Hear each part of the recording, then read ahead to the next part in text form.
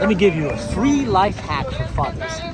Life hack guaranteed to improve your life. But maybe I should talk in the studio, it's raining here. So,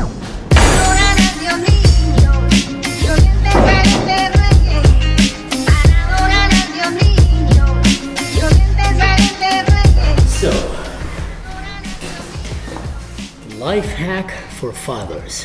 I am soaking wet. You gotta love Germany in the summer. If you're a young father or a veteran dad, find yourself a healthy dad's group. And if you don't have one, create one. The benefits that it will give you for your life are immeasurable. A lot of time when a young man becomes father, a lot of his friends are still single. They're still living the single life. Rather you want it or not, you are in a different stage in your life right now. You have something more important than you. You are fully responsible for the life of that child. You are fully responsible for the well-being of the wife, of the mother of that child. Now, I'm not telling you to abandon all your childhood friendships. Absolutely not. Keep them. These friends are more important than you know. But in addition, add another aspect to your life. Find like-minded fathers, men who share the same values about parenting, about family life, and start joining that group. Let me give you a personal example. When Rafael joined his kindergarten, myself and a group of fathers from that kindergarten created this dad's group, and we started meeting once or twice a month, and that became one of the highlights of my life here in Germany. Not only that this group is so diverse, every one of us is so different from the other. Two dads in that group are journalists. I'm talking real life journalists, old school. They still come and interview you with a notebook and a pen, real life Clark Kent. And when you're sitting on a table with journalists, you are bound to have interesting conversations. I mean, these guys know everything that is happening, front stage, backstage. Another dad is a formal diplomat. This guy can talk. He has such a rich life experience, such interesting and fascinating stories to bring to the table. And then there's a dad who's a scientist, a leading scientist in the field of DNA research, specializing in human DNA and bugs DNA. I asked him one time, why did you move from humans to bugs? And he told me, well, humans' DNA doesn't change that much. Bugs are way more interesting. And whenever he starts talking about his research, you can't help yourself but feeling like you're in some kind of a Joe Rogan podcast. The conversation becomes so fascinating, so educating, mind-opening. And then there's the new dad. I honestly don't know yet what is he doing for a living. I think it's related to computers and a junkyard. I kind of imagine him like Wall-E, or maybe like an Iron Man in his cave building some robot suit. But bottom line, I'm super excited to get to know him. Now, why am I saying this? You don't need to only talk about parenthood and how to raise your children. These conversations need to be fun. These groups need to be attractive and fun, that you will want to get out of your comfort zone and go and meet with these people.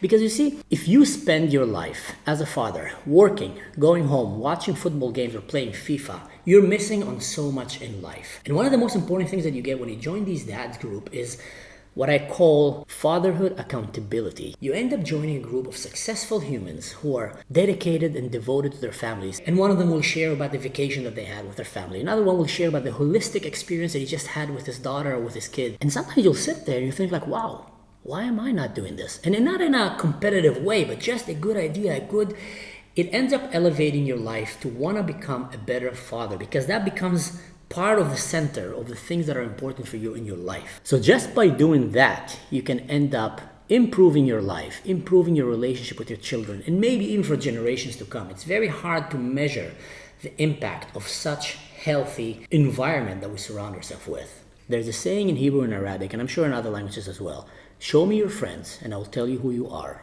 And if you don't aspire to surround yourself with good men, good friends, you are missing on so much in life. Now, these meetings, they need to be fun. They need to be something that you look forward to. I'm personally looking forward for every one of these meetings. And as I go there, I'm just thinking, what are we going to be talking about today? And let me tell you a story of a conversation that we had on our second meeting. The diplomat's wife is a future scientist. I'm talking someone who's academically studying the future. And we're not talking about a witch with a crystal ball, some kind of a tinfoiled head redneck who is full of conspiracy theories. We're talking about someone that literally is studying statistics, social patterns, government patterns, so they can see where is our society leading itself, economically, socially, all kind of aspects.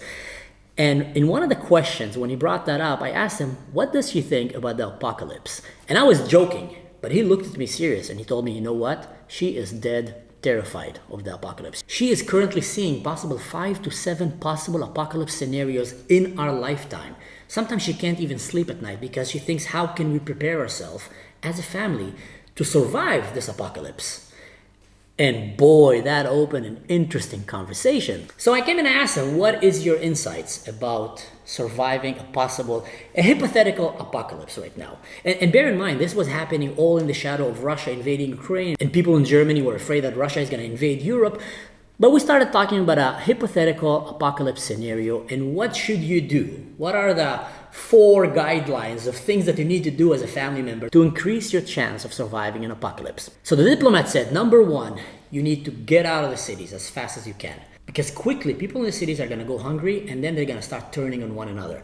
And I've once read an interesting study that said that modern cities are 1 week away from starvation. You see, in modern society, we became so dependent on the constant flow of food chain, on supermarkets. People in cities in general don't know how to produce food. They don't know how to hunt animals. And if the food runs out very fast, all these free spirit hippies are going to turn on one another. And after 1 or 2 weeks, they're going to start looting, killing, robbing, murdering one another just so they don't go hungry. There's so many studies that show that when you deprive humans of their basic rights, basic needs, and some of them are food, people go back to become animals. And I don't want to offend animals. I think people will turn to become even worse than animals.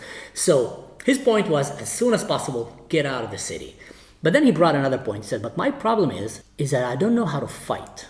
I don't know how to defend myself. I've never been into a real fight in my life. And then another dad said, yeah, I've never been to a fist fight since I was a kid. And the other dad, yeah, me too. And I was kind of sitting there and thinking, I've kind of been to many fights in my life.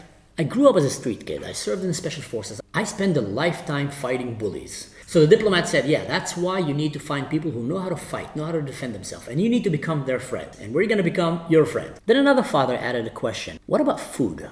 I don't really know how to make food. I don't know how to hunt. I've never killed an animal in my life. And then another father, yeah, me too. I've never killed an animal. I've never killed an animal. And I was kind of raising my hand again, feeling a bit awkward at this moment. And I said, I've actually slaughtered quite a lot of animals in my life, literally because I had to hunt them and eat them. And I've learned how to skin them, what to eat, what not to eat, and even how to use their bones and craft some basic survival materials. At that point, they all said, well, we are definitely becoming your friend in an apocalypse. And then another dad came and said, all right, we got out of the city. We established some kind of a community. We know how to farm. We know how to hunt. How can we defend ourselves? People are going to come and try to take our community down and take what's ours. I don't really know how to lead a community. I've never had to plan strategically for safety and security. And then the other guy, yeah, me too. And I was at that point I've kind of done that. That's one of the basic things that they teach you when you're in the army, when you're in special forces. So now why am I telling this story? I'm not trying to show you what an awesome dude I am and how much I know more than these guys, because these guys know so many things that I don't know. But in that particular aspect, it was an interesting conversation that we all went home and we started thinking to ourselves, how ready are we for an apocalypse scenario? And if we want to bring it home, how ready are we for even an October 7th scenario? When these things suddenly you wake up and you need to fight for your life, you need to survive, and your responsibility is for your family first, and then your neighbors and your friends and your community. How prepared are we? So that was just one of the many fascinating conversations. Some people have been telling me, Mansour, you're such a great dad. But you need to understand something.